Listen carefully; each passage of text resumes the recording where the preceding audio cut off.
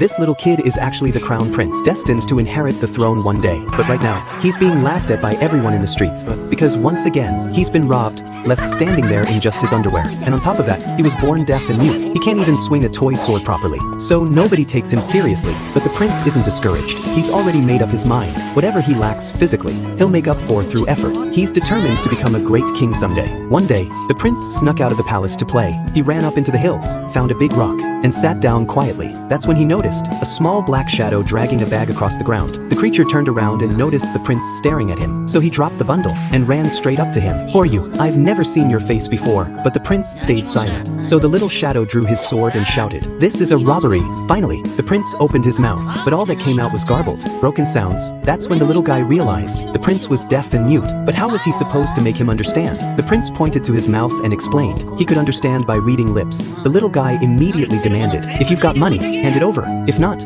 take off your clothes." The prince nodded and agreed, without hesitation. As the little guy collected the clothes, he told the prince, "Don't tell anyone about this. And tomorrow, wear something more expensive. I'll be right here waiting." Surprisingly, the prince didn't seem upset at all. In fact, he ran home with a smile on his face. Back on the streets, people saw the prince return half naked and burst into laughter. They knew he'd probably been robbed again, but the prince was still smiling. The next day, the little shadow lay in the same spot, waiting. Suddenly, he saw the prince coming, with a whole army behind him. Cold sweat instantly covered his back. He ducked behind a rock in fear. But when the prince actually arrived, he was alone again. Turns out, that army? Just something the little thief imagined in his own panic. Today, the prince wore even more layers than yesterday. All just to make the little guy happy. Because in the palace, none of the other kids really played with him. Only this little thief talked to him the most. The prince really wanted a friend. He even said, "Tomorrow, I'll wear even more clothes." The little guy turned red, blushing like a tomato. He was starting to wonder, is this kid just dumb? He asked the prince his name.